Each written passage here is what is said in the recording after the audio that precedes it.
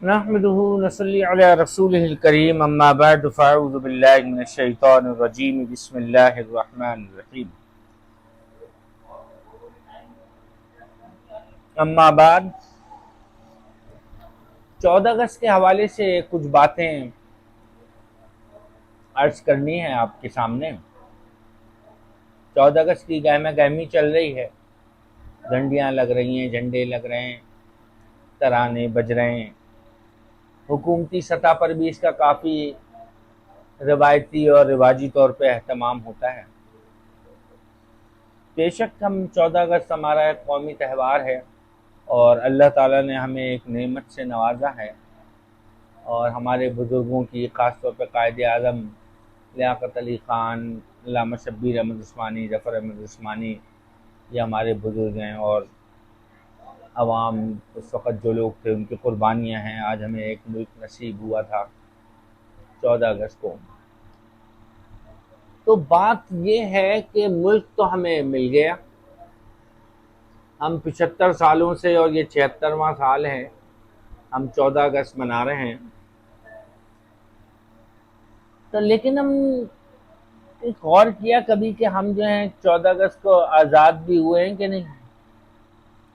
मेरा तो ये ख्याल है कि 14 अगस्त को लोगों ने समझा कि हमें आज़ादी मिली, लेकिन 14 अगस्त को असल में हमारे आकाओं को आज़ादी मिली थी, आवाम को नहीं मिली थी।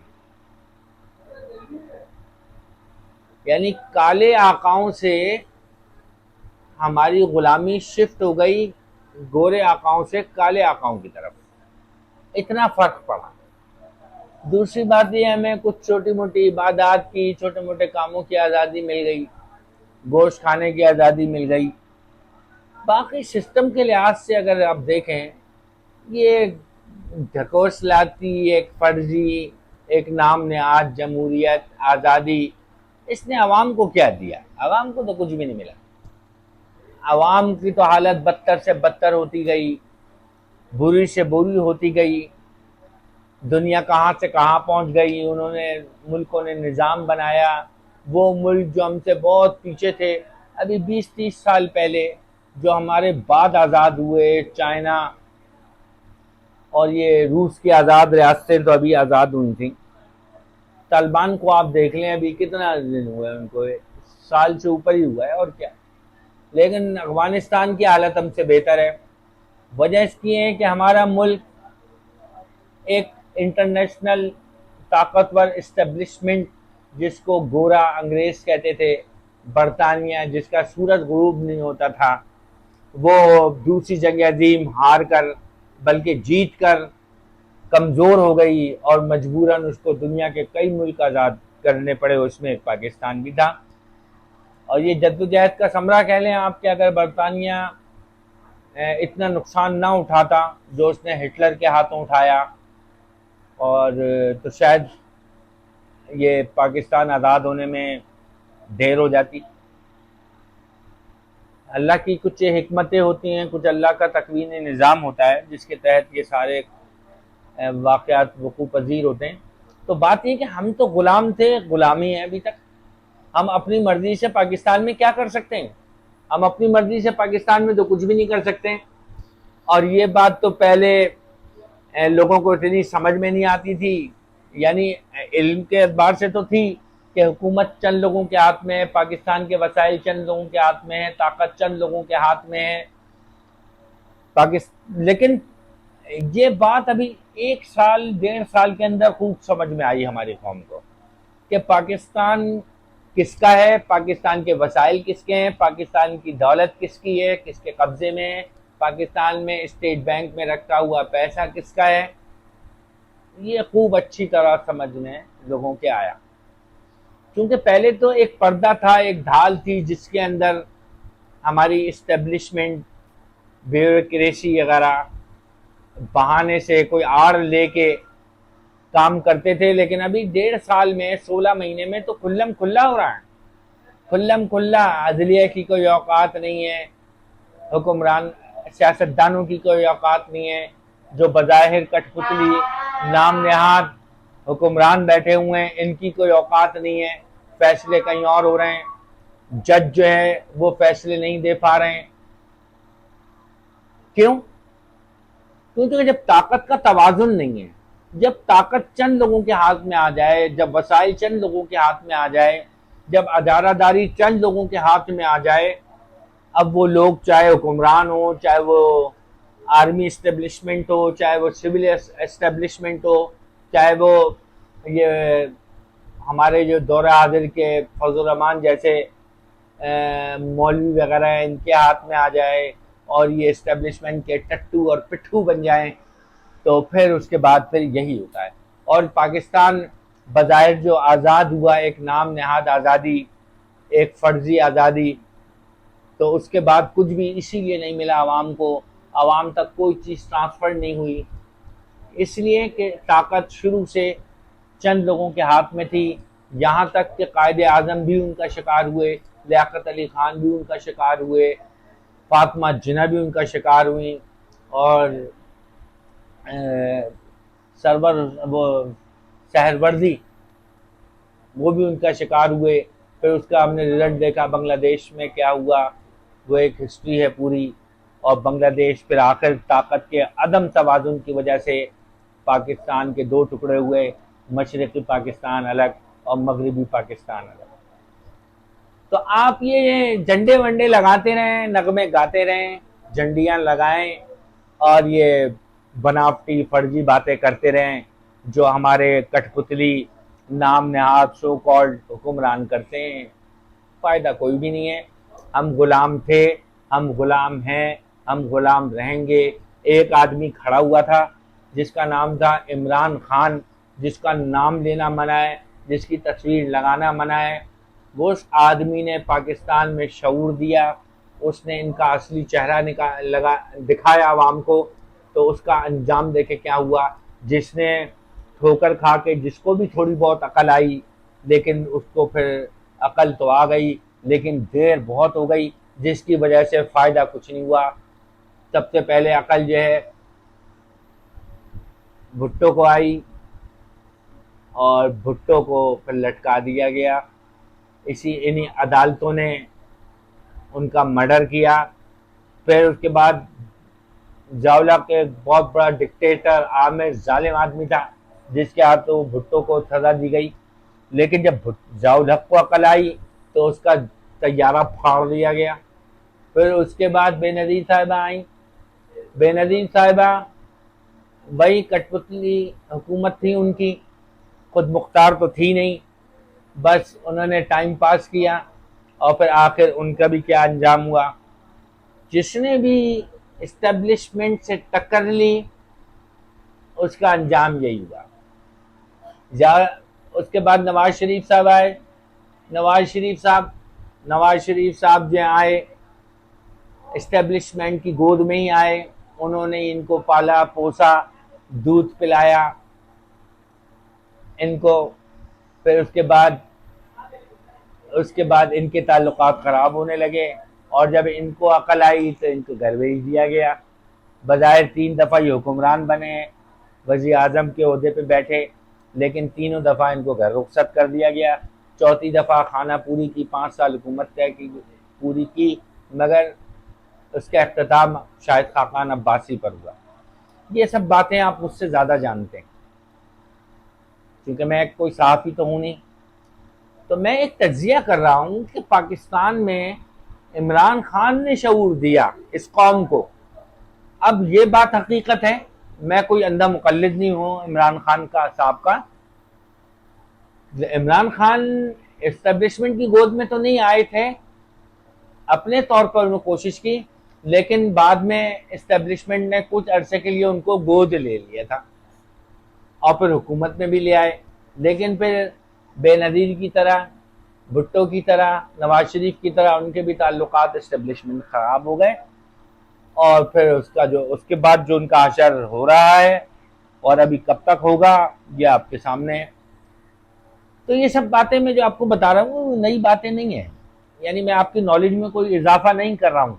मुझे मालूम है, ना मेरी इतनी औकात है, ना कोई मेरा इतना इल्म है। मैं एक आम पाकिस्तानी हूँ, एक आम शहरी हूँ। मैं आपसे एक अपना दर्द दिल शेयर कर रहा हूँ कि ये जो आज़ादी का एक ढकोसला है, एक आज़ादी का जो बाबेला मचाया हुआ है, आज़ादी वज़ादी कुछ नहीं है।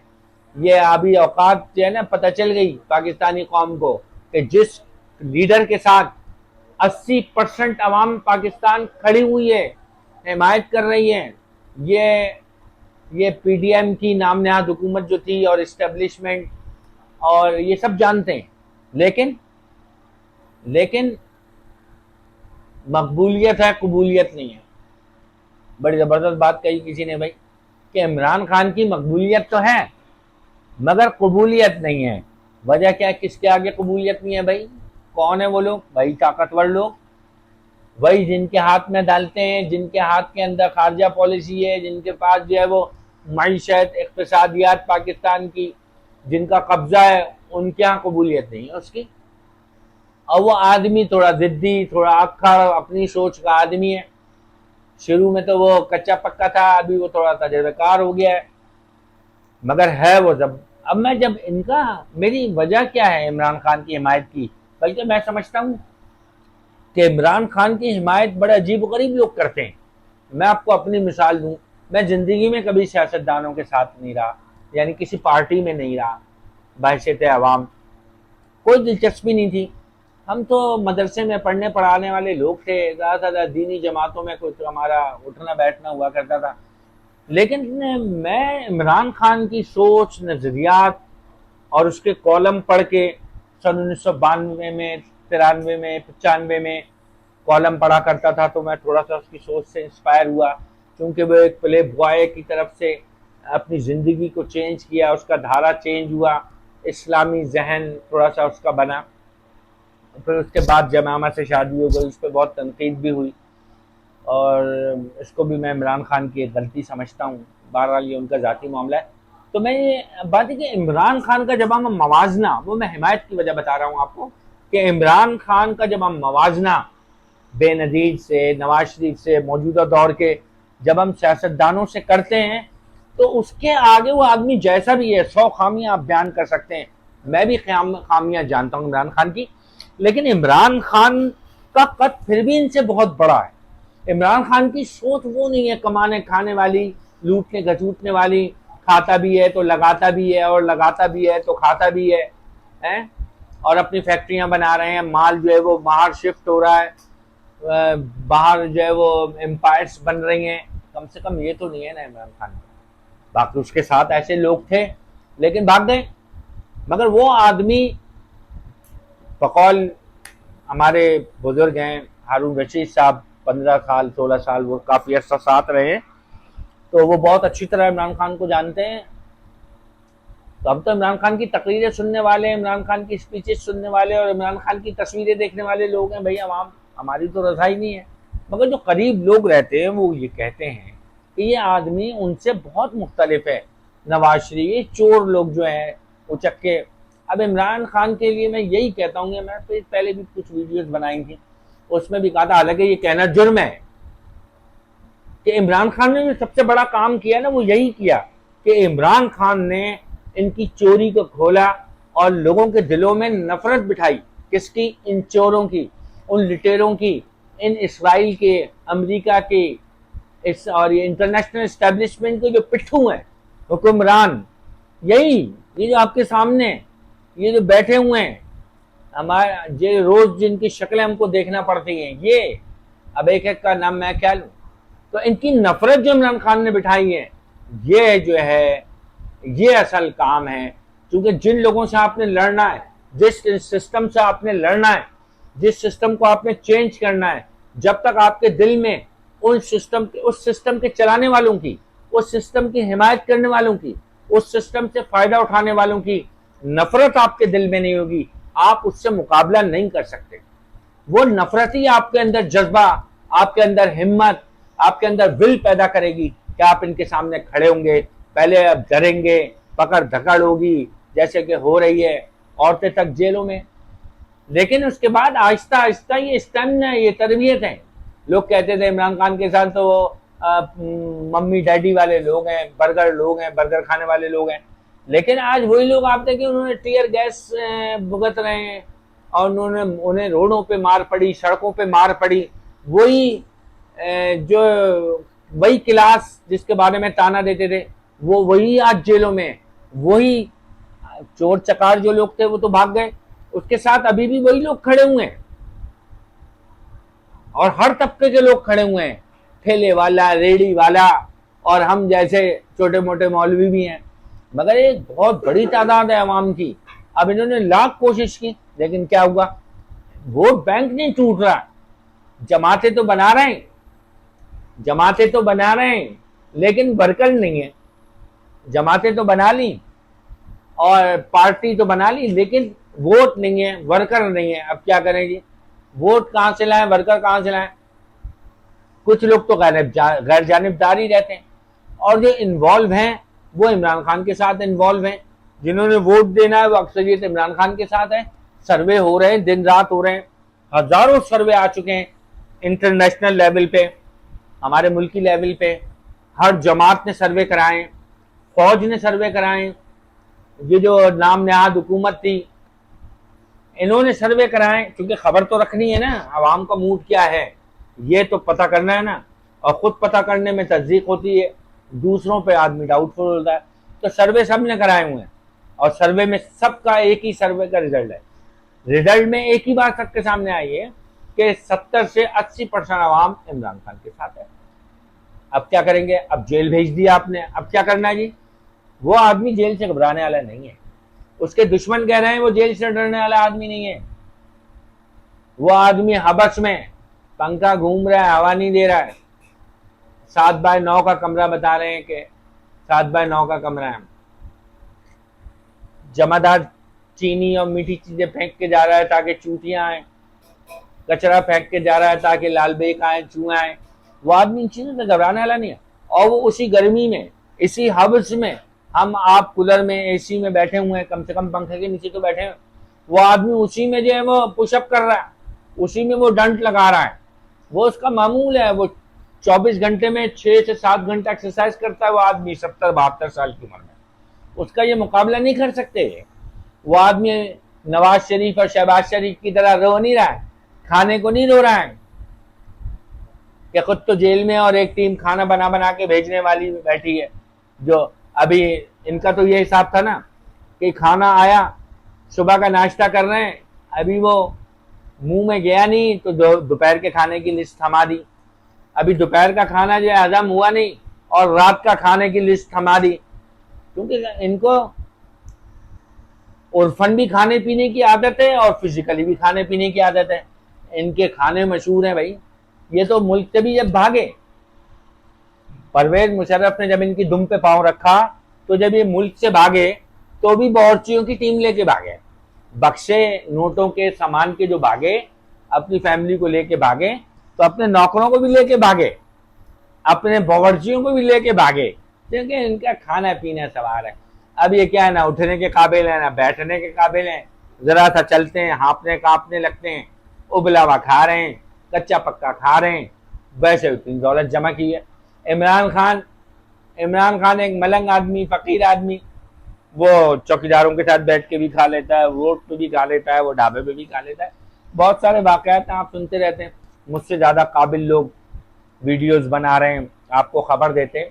मैं तो अपना एक सबक दोहरा रहा हूँ, अपना एक गम और अपने एक ख्यालात आपसे शेयर कर रहा हूँ। तो मैं अर्ज ये कर रहा था, ये गुलामी, ये आज़ादी, ये आप खुद समझें कितनी आज़ादी है और कितनी गुलामी है। हमारा कुछ भी नहीं है, हम पाकिस्तान के हैं लेकिन पाकिस्तान हमारा नहीं है। हम पाकिस्तान के हैं लेकिन पाकिस्तान जिनके हाथ में है, पाकिस्तान के वसाइल, पाकिस्तान के ख़जाने, पाकिस्तान की मादनियात, ये जिनके हाथ में है वो हमारे नहीं है और वो पाकिस्तान को हमारा कभी नहीं होने देंगे। तो अल्लाह ताला इन मौजूदा सियासतदानों के शर से हमें बचाए और अल्लाह ताला में इमरान खान की कदर करने की तौफीक अता फरमाए। और मैं लोगों को कहता हूँ आखिरी बात कि लोगों को डरना नहीं चाहिए, कम से कम बात तो करें, कम से कम बात तो करें, अपना माफ़ी ज़मीर बयान तो करें। ठीक है, अपनी हिम्मत नहीं है जेल जाने की, FIR कटाने की, तो मेरी तरह छुप के कमरे में बैठ के बात तो करें, वीडियो बना के तो डाल दें, तो मैं ये कहता हूं कि मैंने वोट इमरान खान को देना है, मेरे बीवी बच्चों ने वोट इमरान खान को देना है। इमरान खान की आप मोहब्बत और हिमायत कैसे निकालेंगे? मैं ऐलान कहता हूं कि हमने वोट इमरान खान को देना है। हम सबको, हमारे मिलने वाले हैं, उनको हमने तरगीब यही देनी है कि इमरान खान को वोट दो। हमारा वोट इमरान खान है। हमने अपने अंगूठे संभाल के रखे। ये अंगूठे इंशाअल्लाह बल्ले का निशान हो, कुत्ते का निशान हो, बिल्ली का निशान हो, कोई निशान हो, हमें इससे कोई गर्ज नहीं। बंदा है या खंबा है, हमें इससे कोई गर्ज नहीं। हमने वोट इमरान खान को देना है। अब आओ, पकड़ो हमको, पकड़ो भाई। वाखिर दावाना अनिल हम्दुलिल्लाहि रब्बिल आलमीन।